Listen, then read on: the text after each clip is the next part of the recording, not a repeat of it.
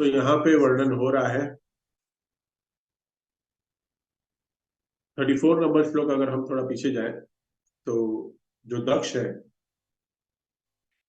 और शिव जी के यज्ञ स्थल से चले जाने के बाद भी यज्ञ रुका नहीं और यज्ञ जारी रहा, यज्ञ को चालू रखा और 1000 वर्षों तक उन्होंने ये यज्ञ किया।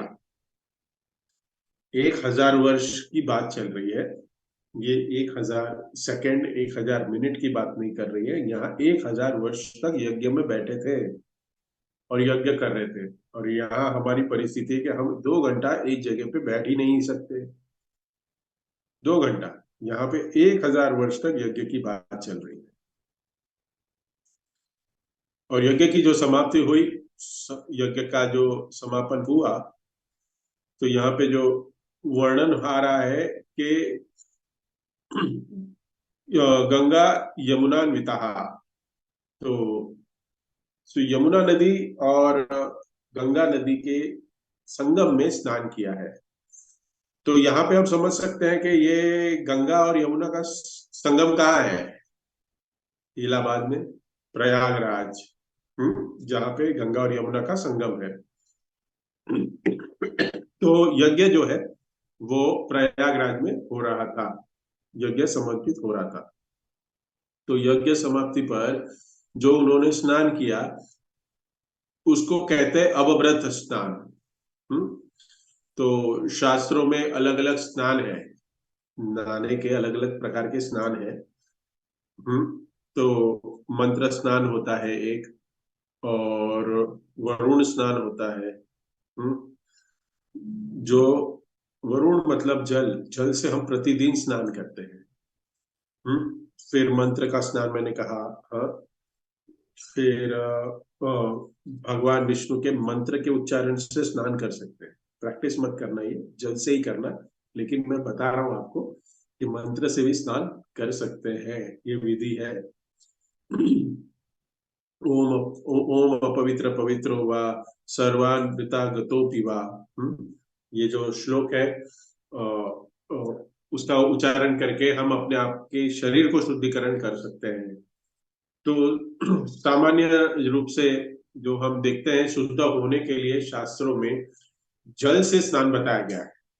शरीर के शुद्धिता के लिए जल से स्नान बताया गया, और मन की शुद्धिता के लिए भगवान का नाम नाम का उच्चारण, मंत्र उच्चारण से शुद्धिकरण हो सकता है। तो सभी ऋषि मुनियों ने गंगा और यमुना में स्नान किया। तत्पश्चात वो सभी अपने अपने स्वम स्वम धाम युयुत्सवा, सॉरी युयुत्सतः, तो अपने अपने धाम में चले गए। तो समझने की क्या बात है इसमें, बताइए। यहां समझ सकते हैं कि जो अलग अलग लोक हैं पृथ्वी लोक के अलावा,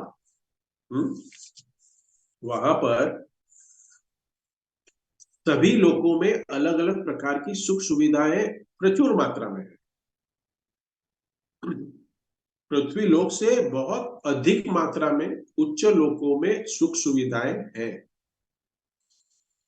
ऐश्वर्य भी है, सुख है।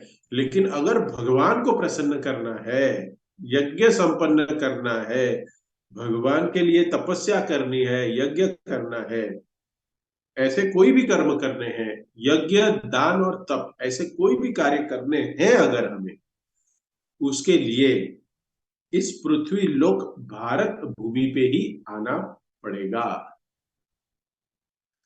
क्योंकि यहां लिख रहे हैं कि यज्ञ संपन्न करने के बाद क्या हुआ, इस प्रकार से मन से शुद्ध होकर वे अपने अपने धामों को चले गए। तो अपने अपने धाम में क्या क्या है, नहीं फैसिलिटीज नहीं है, यहाँ पे आने की क्या जरूरत थी? नो, यहाँ पे ये समझने की बात है कि चैतन्य चरितामृत में बहुत सुंदर श्लोक आता है, भारत भूमिले होइलो मनुष्य जन्म जार, जन्म सार्थक करी कर परोपकार। Thus whoever take birth in the land of Bharat Varsha attends all the facilities of life. यहाँ पे आप देखिए, भारत भूमि पे हमें सब कुछ, अन्न प्रचुर मात्रा में मिल रहा है, हवा, वातावरण, ये भी अपने शरीर के लिए, अपने शरीर को जो योग्य चाहिए, उसमें जीने के लिए सारा वातावरण ठीक है। नहीं तो आप देखिए Antarctica, north pole, south pole में जाके देखिए, लोग अपना जीवन एकदम सुदृढ़ तरीके से और अच्छे से नहीं जी सकते, क्योंकि वो फैसिलिटी ही नहीं है। जाइए आप उतरे नॉर्थ और साउथ में मत जाइए, आप थोड़ा सा ऊपर नीचे चले जाइए, देखिए ज्यादा ठंडी है कहीं, ज्यादा गर्मी है कहीं, खाने के लिए प्रचुर मात्रा में अन्न उत्पन्न नहीं है। एटमोस्फियर इतना नेगेटिव है जिससे आप रोज तरह के कार्य नॉर्मल तरीके से आप नहीं कर सकते। इसलिए करते हैं, भारत भूमि ते होइलो मनुष्य जन्म जाय, जन्म सार्थक करी कर परोपकार। क्या करना चाहिए? इतनी सब कुछ फैसिलिटी हमें मिली है। He may take the advantage of this facilities for both material and spiritual advancement, material and spiritual advancement, and thus makes his life successful. After attaining the goal of life, one may distribute his knowledge and experience all over the world for humanitarian purpose. पहले हम अपने आप को, आपका उद्धार करें, उसके बाद हाँ, दूसरों का जन्म सार्थक करें, फिर कर परोपकार, प्रचार कार्य में। और ये सिर्फ और सिर्फ भारत भूमि भी हो सकती है। और यहाँ पे ये उसका यहाँ पे अनुमान मिल रहा है कि बाकी के सारे देवी देवता भी यज्ञ संपन्न करने के लिए इस भारत भूमि पे प्रयागराज में आए और यज्ञ संपन्न किया और फिर अपने अपने धाम में लौट गए। तो अगर भगवान की भक्ति, भगवान को प्रसन्न करना चाहते हैं यज्ञ के माध्यम से, संकीर्तन यज्ञ के माध्यम से, तो यही यही लोक है, यही यही भूमि है जिसपे हम भक्ति कर सकते हैं। तो तात्पर्य में भी हम देखते हैं कि ये सारे क्रिया करने के लिए तो तो ये भारत भूमि पे आना ही पड़ेगा, इन सबको आना पड़ा। हाँ, ये ये ये ये भारत भूमि की महिमा है कि यहाँ पे जो व्यक्ति है वो भगवान को प्रसन्न कर सकता है। यहाँ पे हम लोग क्या कर रहे हैं, यहाँ पे हम दूसरे लोकों में जाने की इच्छा कर रहे हैं, लोक नहीं, दूसरे दूसरी कंट्री में, कॉन्टिनेंट में जाने की इच्छा करते हैं। और वो किसके लिए? भौतिक सुख सुविधा प्राप्त करने के लिए ही, सिर्फ और सिर्फ भौतिक सुख सुविधा। सात समुद्र पार जाके हम पढ़ाई करना चाहते हैं, नौकरी करना चाहते हैं, बहुत कुछ करना चाहते हैं, और क्या प्राप्त हो? स्वर्ग जैसा ऐश्वर्य प्राप्त हो, इसके लिए। हाँ, अच्छा पैसा कमाएगा, क्या करेगा? दान करेगा? नहीं, एक फूटी कौड़ी दान नहीं करेगा।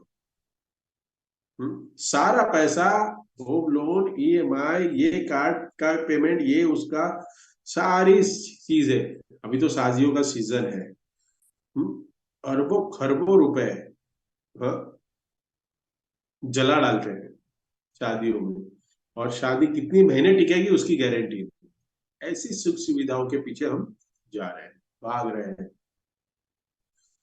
तो भारत भूमि में जिसका जन्म हुआ है ना, वो तो देवताओं से भी महान है, क्योंकि यहाँ पे अमृत प्राप्ति हो रही है, उसका लाभ ले सकते हैं। अमृत प्राप्ति मतलब क्या? अमृत मिल रहा है, प्रभु जी क्या अमृत है हमें तो नहीं पता। अमृत तो मिल ही नहीं रहा है, जहर ही जहर है हमारे लाइफ में। तो सभी ना सभी सभी प्रकार से कोई ना कोई पीड़ित है। करेक्ट है? हाँ। तो ये श्रीमद जो भागवतम है ना, ये सुखदेव गोस्वामी परीक्षित महाराज को सुनाना चाह रहे थे। जब वो आ रहे थे, गंगा के तट पर जब आ रहे थे, तो वर्णन आता है कि रास्ते में वहां पे इंद्र और सारे देवी देवता अमृत का कलश लेके आए। सुनिएगा ठीक से। जब सुखदेव गोस्वामी आ रहे हैं, बीच में सारे देवी देवता और इंद्र अमृत का कलश लेके आए हैं। और कलश जो है उसमें अमृत है, और सुखदेव गोस्वामी को पिलाना। सुखदेव गोस्वामी को कहते हैं, आप उनको निवेदन करते हैं कि आप ये जो भगवान की कथा है, भागवत है, उसको परीक्षित महाराज को सुनाने जा रहे हैं। हाँ, लेकिन ये अमृत उनके लिए लेके जाइए।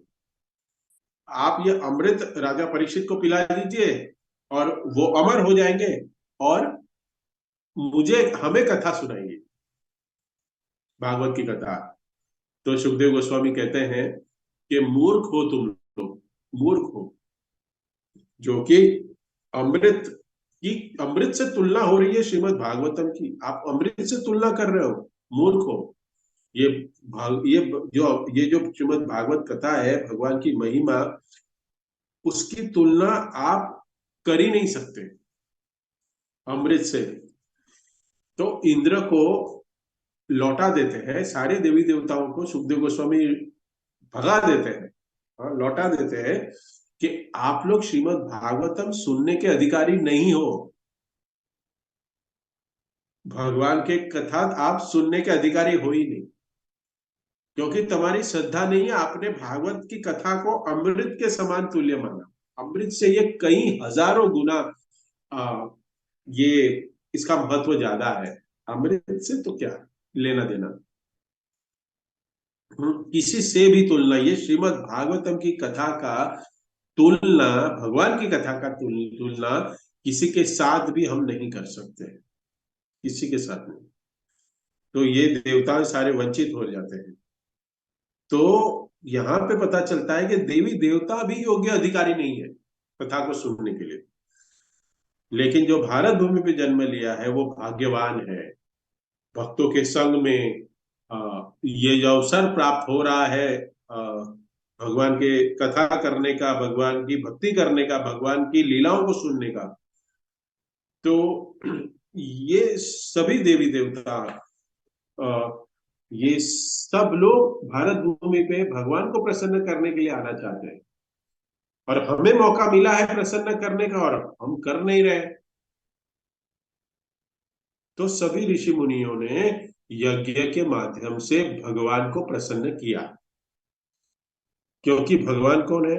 भोक्ताराम यज्ञ तपस्याम सर्वलोक महेश्वरम, सारे यज्ञों के भोक्ता है यज्ञ तपस्याम। तो यज्ञ का जो उद्देश्य क्या है, वो भगवान को ही प्रसन्न करना है। वैदिक संस्कृति में जो सिद्धांत है तो वो क्या है? भगवान को प्रसन्न करना। भागवतम में एक श्लोक आता है, उसमें वर्णन क्या आ रहा है? उसमें आता है कि अगर शास्त्रों के विधि विधान है, हाँ, वो, हाँ, विश्वक्सेन कथा सूर्य, जो विश्वक्सेन है, जो भगवान है, उसके प्रति अगर आसक्ति नहीं होती है, रुचि जागृत नहीं हो रही है, तो जो भी कार्य किए हैं, जो भी कार्य कर रहे हैं हम लोग, वो सब क्या है? श्रम एव केवलम, क्योंकि वो वास्तविक कार्य नहीं है। वर्णाश्रम व्यवस्था के अनुसार देवी देवताओं की पूजा बताई गई है, शास्त्रों में बताई गई है कि देवताओं को प्रसन्न करके हम अलग अलग बूंस, अलग अलग वरदान, अलग अलग खुशियां, अलग अलग प्रकार की सुविधाएं प्राप्त कर सकते हैं, कर सकते हैं। लेकिन वो सनातन नहीं है, वो टेम्पररी है, वो परमानेंट नहीं है, वो टेम्पररी है। बहुत छोटी छोटी बहुत सारी अलग अलग चीजें हैं जो हम मांगने जाते हैं, वो सनातन नहीं है, क्योंकि कार्यकलाप क्षणिक है, क्षणिक। सनातन जो शब्द है, वो वो सिर्फ एक ही हमें एक जगह पे ले जा सकता है, एक ही दृष्टांत दे सकता है कि उसका मतलब सिर्फ वही एक ही है, जो भगवान को जानने की चेष्टा। सनातन, हमारा शरीर सनातन नहीं है, हम जो हम बोल रहे हैं, हम जो है, हम सनातन है, आत्मा क्या है, सनातन है। लेकिन हम इस शरीर के अंदर बैठ के हम अपने आप को शरीर मान बैठे हैं, और हम शरीर के ही अनुरूप कार्य करने के लिए विद्यमान है। तो इसलिए प्रभुपाद तात्पर्य में ये वर्णन कर रहे हैं कि भगवान प्रसन्न होते हैं तो हर चीज प्रसन्न हो जाती है। यस्मिन तुष्टे जगत तुष्टा। भगवान प्रसन्न हो गए तो सब कोई प्रसन्न हो जाता है। दूसरी तरफ अगर मुख्य सिद्धांत जो है, वैदिक सिद्धांत जो है, कि भगवान को संतुष्ट करना अगर नहीं होता है, तो बाकी देवी देवताओं को कितना भी आप प्रसन्न करो, आपका जीवन विफल ही है। क्योंकि जो भी चीज, जो भी आपको मिलेगा, जो भी चीज प्राप्त होगी, वो सारी की सारी क्या होगी, इस शरीर के आसपास की जरूरतों की चीजें होगी। और उसको प्राप्त करने के लिए हम सिर्फ श्रम करते रहते हैं, श्रम एवं केवलम। बहुत स्पष्ट समझने की ये बात है। भले जितने ही बड़े बड़े यज्ञ कर लो, देवताओं के प्रसन्न करने के लिए 1000 साल 2000 साल आप यज्ञ कर लो। मैं मिनट की बात कर रहा हूँ, साल की बात हम नहीं करते। हम जीते ही 100 साल भी नहीं। हाँ, 65-70 साल में हमारी विकेट डाउन हो जाती है। तो कितना हम यज्ञ कर सकते हैं? 3 घंटा, 2 घंटा, ज्यादा से ज्यादा 2 घंटा बैठ लिया तो बहुत बड़ी बात है। उसमें भी 10 बार इधर उधर जाएगा मन। तो भगवान विष्णु को संतुष्ट करना हमारा उद्देश्य होना चाहिए। ऋषि मुनि सारे जानते थे। इसलिए यहाँ पे कलह होने के बाद भी, देखिए ये बहुत इंपॉर्टेंट है, सब लोग ध्यान से सुनिएगा। क्योंकि हमारे जीवन में अगर कलह आता है, हमारे जीवन में कोई परिस्थिति विपरीत होती है, तो सबसे पहले ये जो श्रीमद् भागवत है उसको हम साइड में रख देते हैं, और इस परिस्थिति को जूझने के लिए हम पूरी कोशिश लगाए देते हैं। हाँ, भूखे पेट भजन न हो लाला, ले लो अपनी कंठी माला। हाँ, ये ब्रज का एक थोड़ा एक पद है कि हम जब भी कुछ परिस्थिति, विकट परिस्थिति में आते हैं ना, तो हमारी पहले भक्ति छोड़ने की हमारी पूरी चेष्टा होती है। यहाँ पे ये सारे ऋषिगण क्या कर रहे हैं, वहां पे कलह हुआ है। क्या हुआ है कलह? दक्ष और शिव जी के बीच में कलह हो गया। लेकिन यज्ञ संपन्न रहा, यज्ञ करना चालू रखा। आपको जो करना है करो, भगवान आप मेरे जीवन में कुछ भी दुख लाइए, सुख लाइए, कुछ भी लाइए, मैं आपकी भक्ति छोड़ूंगा नहीं। मैं अपने नित्य कर्म जो है भक्ति के, वो करते रहूंगा। संडे संडे मॉर्निंग प्रोग्राम में आऊंगा, मंदिर में आऊंगा, श्रीमद् भागवतम का रोज पठन करूंगा, सेवा करूंगा। भले मेरी मटेरियल लाइफ में कुछ भी विघ्न हो या जो कैसी भी चलती रहे, वो तो टेम्पररी है। लेकिन जो भक्ति है वो इटरनल है, ये करते रहूंगा, ये भाव होना चाहिए। ये ऋषिगण हमें सिखा रहे हैं। यहाँ से श्री प्रभुपाद समझा रहे हैं कि भगवान को प्रसन्न करना है। भगवान की भक्ति जो है वो किसी पर भी आधारित नहीं है, किसी पर निर्भर नहीं है।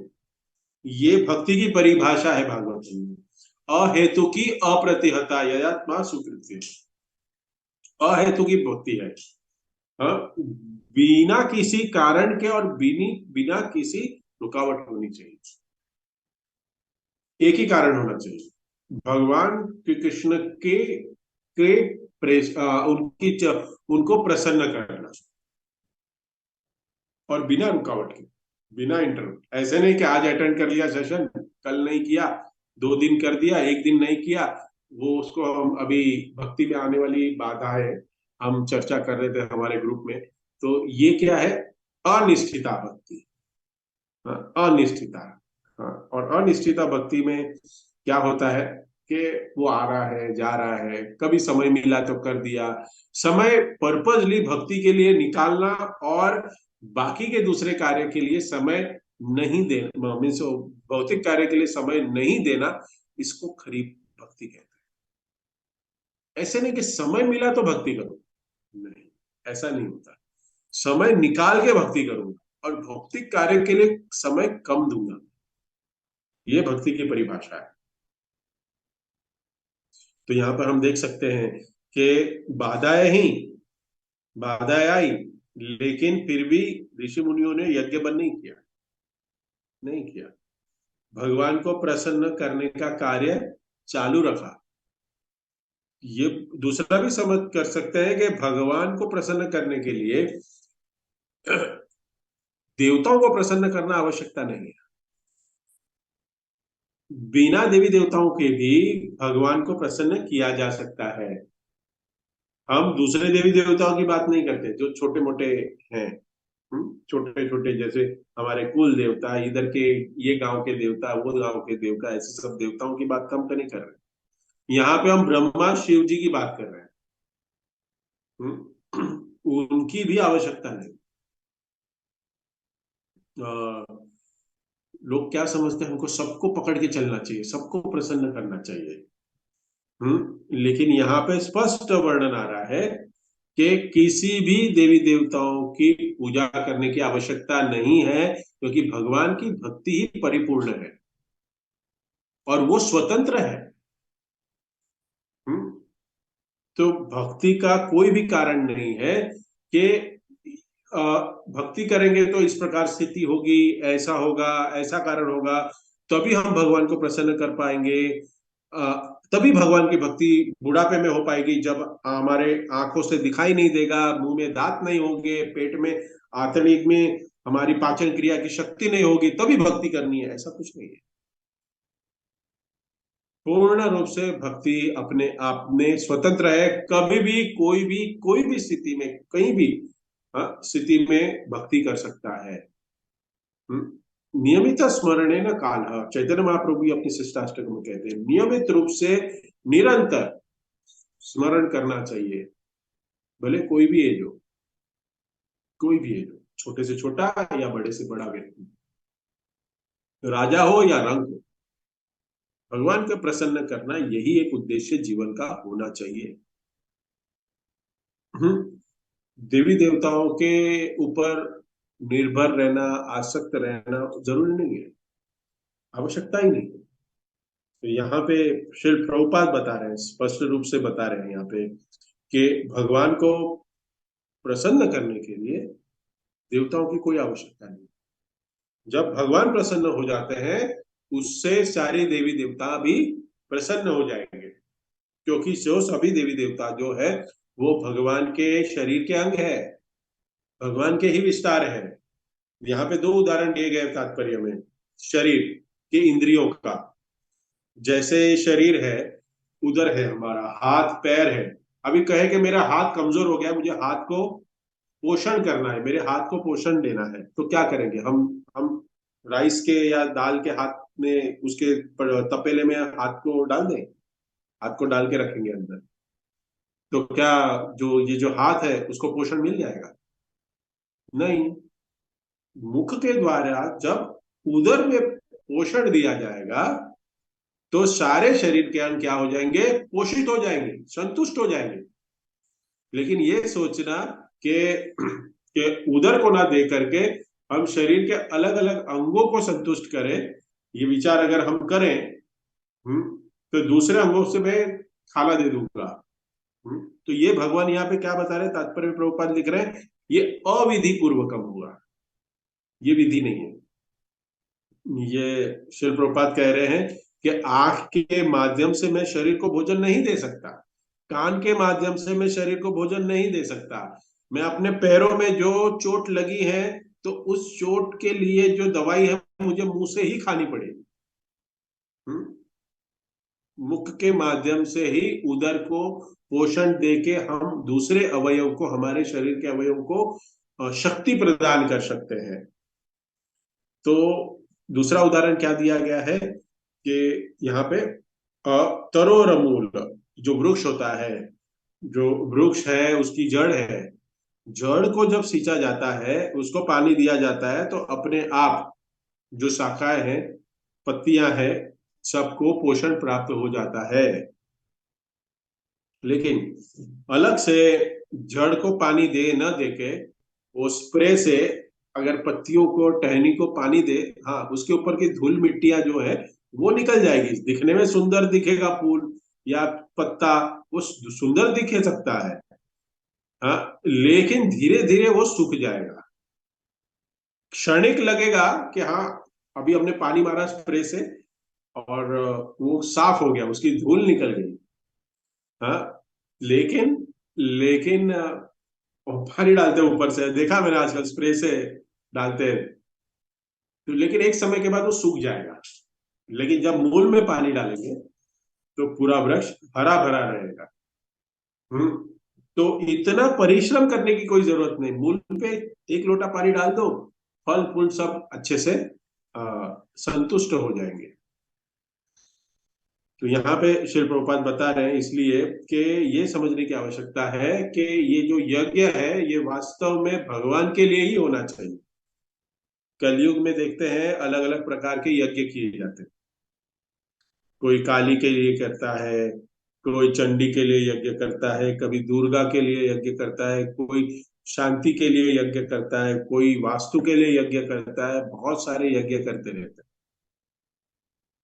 लेकिन इस यज्ञ में अगर कोई भी पर्पज हो, लेकिन होना चाहिए भगवान श्री कृष्ण का यज्ञ।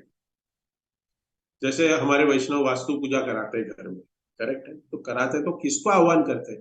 भगवान विष्णु को आह्वान करते हैं, भगवान श्री कृष्ण के ही मंत्र उच्चारण करते हैं, ना कि कोई अलग देवी देवताओं का। ये तो कह सकते हैं कि भक्त अपने जीवन में अलग अलग यज्ञ करके या संकीर्तन करके वो तो वैष्णव की सेवा करने के लिए तक को अपॉर्चुनिटी को ग्रैब करता है, तक की राह देखता है, कोई को भी एक कारण देखता है, अरे मेरे जीवन में ये हो गया, चलो आज संकीर्तन करेंगे, घर में पूजा रखेंगे, घर में यज्ञ करेंगे, भागवतम क्लास करेंगे, वैष्णवों को बुलाएंगे, कथा करेंगे, प्रसाद खिलाएंगे, सेवा करेंगे, लेकिन भगवान श्री कृष्ण को सेंटर में रख के, देवी देवताओं के लिए नहीं। हम्म तो हम देखते हैं कि ये सामान्य व्यक्ति भी जो है वो अपने आप को भगवान बताते हैं आजकल, तो उनको प्रसन्न करने के लिए यज्ञ हवन करते हैं, लेकिन वो सब मूर्खता है। यज्ञ केवल एकमात्र भगवान को संतुष्ट करने के लिए ही होना चाहिए। तो जो भी पूजा करते हैं ऐसी देवी देवताओं की पूजा, यहाँ पे श्री प्रभुपाद समझा रहे हैं, भगवत गीता में भी कह रहे हैं, ऐसे जो लोग हैं, ये जो सकाम कर्मी लोग हैं, अपने कर्मों का फल भोगना चाहते हैं, वो वो कुछ सिद्धि चाहते हैं, कर्म का फल चाहता है, तो ऐसे ऐसे अलग अलग देवी देवताओं की उपासना करते हैं, लेकिन कुछ ना कुछ उनको फल प्राप्त करने की इच्छा है। कि भागवतम में क्या बताया गया है कि अलग अलग कार्यों के लिए अलग अलग देवी देवताओं की उपासना है। अगर रोगी है, अगर कुछ रोग है, तो आपको सूर्य देवताओं की पूजा करनी चाहिए, है? विद्या में आप परिपूर्ण नहीं है, विद्या में आप, अगर हम थोड़े कमजोर है, तो सरस्वती की पूजा करनी चाहिए, सरस्वती जी की उपासना करनी चाहिए। अगर सुंदर कन्या या सुंदर पत्नी चाहिए, तो शिव जी के पत्नी उमा, पार्वती माता की उपासना करनी चाहिए। ऐसे अलग अलग विधियां बताई गई हैं, लेकिन भगवान आगे क्या कहते हैं कि जो ये सब प्राप्त करते हैं वो बुद्धिमान व्यक्ति नहीं है, वो भौतिक इच्छाओं से प्रेरित होकर कर रहे हैं। ये काम के द्वारा भौतिक इच्छाओं से प्रेरित होके ऐसे ऐसे इच्छाएं प्रकट कर रहे हैं, उसको प्राप्त करने के लिए भाग रहे हैं यहाँ वहां, और ये प्राप्त करने के लिए विविध देवताओं की पूजा करते हैं। लेकिन श्रीमद् भागवतम में भगवान कहते हैं ये मूर्ख है। फल प्राप्त होता है, फल प्राप्त देते हैं, फल प्राप्त होता है, मिलता है, अगर विधि विधान से अच्छे से देवी देवताओं की पूजा करो तो प्राप्त होता है। लेकिन लेकिन वो फल भी जो प्राप्त होता है वो भगवान समझाते हैं कि इस प्रकार से इच्छा एक व्यक्ति करता है, किसी विशेष देवती देवताओं की पूजा करता है, तो भगवान भगवत गीता के 7वें अध्याय में क्या कहते हैं कि वर्णन करते हैं कि जो ऐसी श्रद्धा करता है उस श्रद्धा को ही मैं पोषण देता हूं, इस श्रद्धा को मैं पोषित करता हूं, इस श्रद्धा को मैं ऑथोराइज करता हूं कि जो जिस प्रकार भावना से मेरी भक्ति कर रहा है उसी भावना के साथ मैं उसको वही प्रदान करता हूं, क्योंकि भगवान तो हृदय में परमात्मा के रूप में विराजमान है, पता है उनको क्या चाहिए, तो उनपे उस देवी देवताओं के प्रति जो उसकी श्रद्धा है और उसको जो चाहिए वो भगवान प्रदान करते हैं कि हम समझ सकते हैं कि देवी देवता जो हैं वो किसी के हृदय में अपने प्रति श्रद्धा उत्पन्न नहीं कर सकते, ये भगवान ही कर सकते हैं।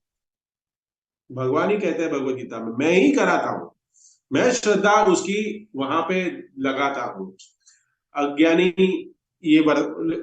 अज्ञानी लोगों की बात हो रही है, लेकिन ज्ञानी जो व्यक्ति है वो क्या करता है, ज्ञानी व्यक्ति है वो कह रहा है कि नहीं, मैं सिर्फ भगवान श्री कृष्ण की पूजा में लगा रहूं, मेरे आराध्य जो भगवान श्री कृष्ण है उनके ही लिए मैं यज्ञ प्रसन्नता के लिए करूंगा। सो देवी देवताओं की पूजा करने वाले लोग मूर्ख हैं। समझने की बात यह है कि देवी देवताओं को संतुष्ट करके भगवान को संतुष्ट नहीं किया जा सकता, लेकिन भगवान को संतुष्ट करके देवी देवताओं को संतुष्ट किया जा सकता है।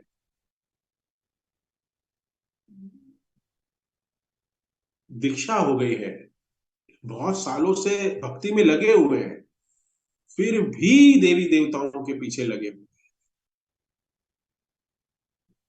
इसका एक ही कारण है कि शास्त्रों का अध्ययन नहीं किया है,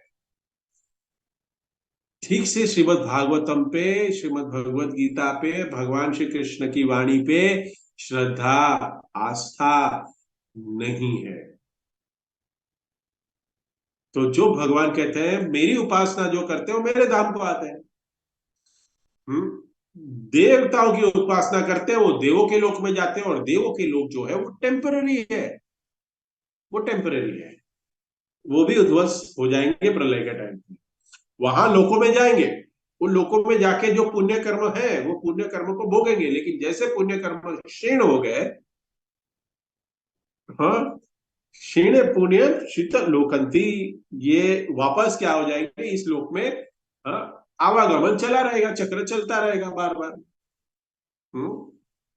लेकिन बुद्धिमान व्यक्ति को होगा, जो भक्ति रूपी जहाज है, जो भगवान की भक्ति का जो जहाज है, अगर उस पर बैठे रहेंगे हम, हम्म तो भगवान की जहाज में बैठ के, भगवान की भक्ति का जहाज में बैठ के हम इस भव सागर को पार कर सकते हैं। श्री प्रभुपाद बताते हैं कि भक्ति के मार्ग में बहुत सारी बाधाएं भी आएगी, बहुत सारी कठिनाइयां आएगी। मन जो है ना, मन कहे कि ये जहाज छोड़ के निकल चलो, उतर जाओ, दूसरे जहाज में बैठ जाओ, हाँ, दूसरे की शरण ले ले, ऐसा हो सकता है। लेकिन श्री प्रभुपाद समझाते हैं कि कोई भी सागर में बहुत सारे जहाज है समझिए, लेकिन लेकिन अच्छी स्थिति भले वो जहाज की दिखाई दे रही है, उसमें एसी है, बहुत अच्छा जहाज है, यॉट है, अच्छा 2 मिलियन 3 मिलियन 50 मिलियन का, बिलियन के यॉट है सब, जिसमें बहुत सुख सुविधा है, लेकिन हम जहाँ पे सवार जो हुए हैं वो बहुत बड़ी नाव, बहुत बड़ा जहाज है, लेकिन कार्गो शिप है, एसी नहीं है, बहुत सारे फैसिलिटीज नहीं है, खिचड़ी प्रसाद है सिर्फ, हाँ, पनीर पिज्जा पास्ता नहीं है, लेकिन क्या करें हम। हम्म लेकिन क्या हो पाता है आपको, ये बड़ा जहाज जो है ना, वो कितने भी विषय परिस्थिति, जैसे अगर कोई कोई बड़ा सा समुद्र में ववंडर आता है, तो यही जहाज बचाएगा हमें। कौन सा जहाज बचाएगा, जो बड़ी साइज में है, जिसमें ज्यादा फैसिलिटीज नहीं है, ठीक है, लेकिन ये छोटा सा यॉट जिसमें बहुत सारी फैसिलिटीज है, छोटा सा है, वो सबसे पहले डूबेगा, वो हमें डुबाएगा। तो उसमें सुख सुविधाओं के पीछे नहीं जाना है, श्री प्रभुपाद समझा रहे हैं अपने एक लेक्चर में। कि we always hanker temporary happiness, वो अच्छा दिख रहा है, बैठ जाते हैं ये वाला जहाज छोड़ के उसमें। क्यों? सुबह उठ के जब तो करना है नहीं, 16 माला करने की विधि पालनी नहीं है, सिर्फ उधर मंदिर जाके एक नारियल फोड़ना है, 2 हार चढ़ाने हैं, और क्या खड़ी शक्कर के जो प्रसाद है वो दुनिया में बांटना है, और हाथ जोड़ना है, हरे कृष्णा हरे राम। बहुत इजी है। चलिए उस जहाज में बैठिए, लेकिन उस जहाज में अगर हम बैठेंगे तो डूबेंगे ही, क्योंकि यहीं जन्म मृत्यु जरा व्याधि के चक्कर में फंसे रहेंगे। इसलिए प्रभुपाद बताते हैं कि ये जो कार्गो शिप है जिसमें फैसिलिटीज कम है, उससे कूदना नहीं है। अगर कूद करके कोई छोटे नाव पे चला जाए तो सारे छोटे छोटे जहाज है ना, वो देवताओं से तुलना की गई है, देवताओं की शरण लेना कहा गया है उसको। हम्म तो कूद के हमने छलांग लगा ली, हम्म तो कितनी भी अच्छी स्थिति में हो, चल रहा हो, लेकिन हमें नैया पार नहीं कराएगा, नहीं कराएगा। वो उसी समुद्र में अनंत काल तक घूमते रहेगा। लेकिन भक्ति रूपी जो जहाज है भगवान का, कृष्ण भावना भावित आंदोलन है, उसमें ही अगर हम डटे रहेंगे, कूदेंगे नहीं, उतरेंगे नहीं, तो क्या होगा? हम जो है वो किनारे पे पहुंचेंगे ही, गंतव्य स्थान पे पहुंचेंगे। जैसे हम देखते हैं गोवर्धन लीला में भगवान ने पूजा बंद कराई इंद्र की, तो इंद्र क्या हुआ? कुपित हुआ ना, मेरी पूजा बंद कराई। मेरी पूजा कैसे बंद करा दी? तो पूरे वृंदावन को डुबाना चाहा, पूरा जल मग्न करना चाहा, लेकिन भगवान ने रक्षा की क्या नहीं? हाँ, भगवान ने रक्षा की। और फिर इंद्र को भी बाद में साक्षात्कार हुआ कि अगर देवी देवता भी नाराज हो जाते हैं ना तो चल जाना। सब असमंजस, नहीं प्रभु जी क्या होगा, इतने साल से आप कर रहे हैं, कुछ प्रॉब्लम तो नहीं होगी? अरे, अगर प्रॉब्लम होता है तो ऐसे देवी देवताओं को तो छोड़ना ही चाहिए, क्योंकि कितना गर्व है कि मेरी भक्ति नहीं की।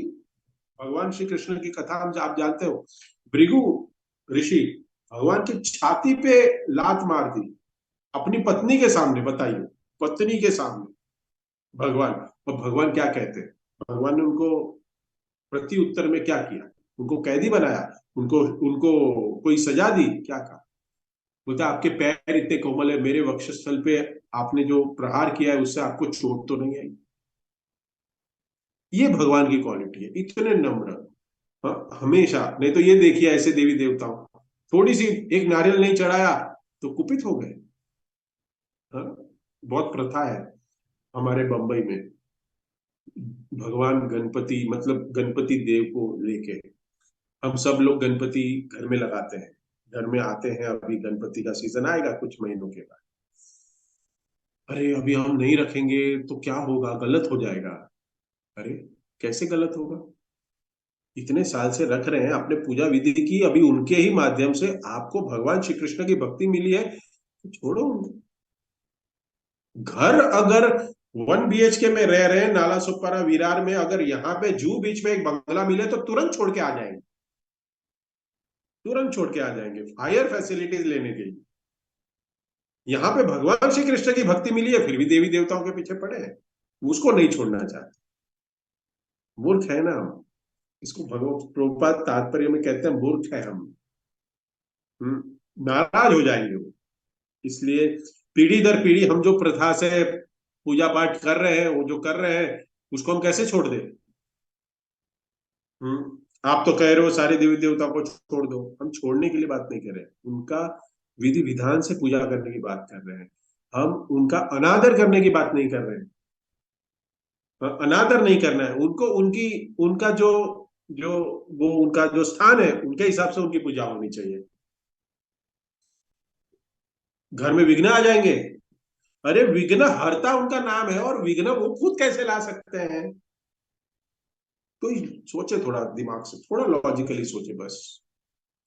भगवान श्री कृष्ण के भक्त है ना, बहुत चतुर है, ये सोचते हैं, ये सोचना चाहिए कि जिस विघ्न विहर्ता की पूजा करने वाले हम हैं, उस विघ्नहर्ता की पूजा हम अगर छोड़ देते हैं तो विघ्न हमारे जीवन में लाएंगे वो? अरे वो तो हरता है, वो कैसे ला सकते हैं? हम्म। तो भगवान श्री कृष्ण की भक्ति की वजह से हमें सब कुछ ये देवी देवताओं प्राप्त करे, और वो हमें दे रहे हैं। वो माध्यम है। जैसे बैंक में हम जाते हैं चेक लेके, करेक्ट? चेक लेके गए, हमने कहा कि हमें 1 लाख का चेक है, 1 लाख रुपया हमें दे दो। तो पैसा वो बैंक दे रहा है या कैशियर दे रहा है? चैट में लिख के भेजो। नहीं नहीं, कैशियर ने दिया ना मेरे को। तो कैशियर ने दिया। अरे कैशियर कहां से लाया पैसा? उसकी तिजोरी, bank, ICICI bank, HDFC bank, वो मेन अथॉरिटी है जो हमें पैसा दे रहा है। वो तो माध्यम है, कल कोई दूसरा होगा। जैसे युग बदली कर होगा, वैसे विघ्नहर्ता कोई दूसरा हो जाए। हर एक युग में, हर एक पोस्ट में अलग अलग देवी देवता बैठे हुए। 1 महीने के बाद जाओ, दूसरा कैशियर आ जाता है। अरे ये कहाँ गया वो? उसकी बदली हो गई उसकी। तो क्या हुआ? उसने दिया हमें पैसा नहीं, बैंक जो नाम है वो मेन इंपॉर्टेंट है, उसने दिया। तो भक्त जो है ना, वो जानता है कि अगर वो देवी देवता भी दे रहे तो भगवान के माध्यम से मुझे मिल रहा है। भगवान के माध्यम से देवी देवता कुछ नहीं दे सकते।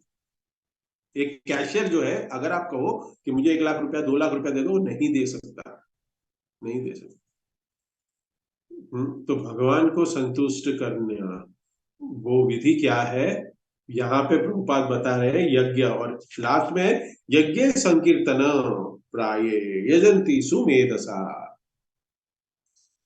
के यज्ञ के मार्ग से संकीर्तन माध्यम, जो कलयुग का जो प्रोसेस दी गई है, संकीर्तन। प्रभुपाद समझा रहे हैं तात्पर्य में कि जो ऋषि मुनियों ने या जो यज्ञ किया वो नहीं, वो वर्तमान काल में वो यज्ञ पॉसिबल नहीं है। देव यज्ञ पॉसिबल नहीं है।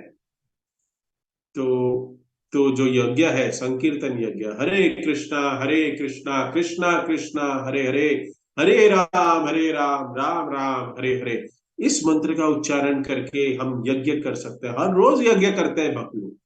16 माला जप करना वो संकीर्तन यज्ञ है।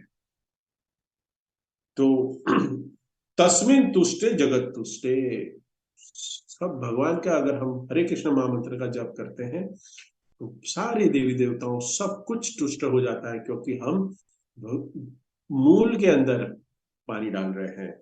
जब भगवान विष्णु प्रसन्न हो जाते हैं तो उनके अंश रूप समस्त देवता भी प्रसन्न होते हैं। ये बहुत सुंदर है जानने के लिए। क्योंकि हम बहुत साल भक्ति में लगे होने के बाद भी ये जो हमारी आदत है वो जाती नहीं, कठोर है। ये जो दिख रहा है हमें, ये जो कह रहा हूं मैं, ये थोड़ा आपको कठोर लग सकता है, लेकिन इस परिस्थिति में हम हैं। और इस अगर परिस्थिति में अगर हम हैं तो हम भगवान को पूर्ण समर्पित नहीं है। पूर्ण समर्पित होना बहुत जरूरी है।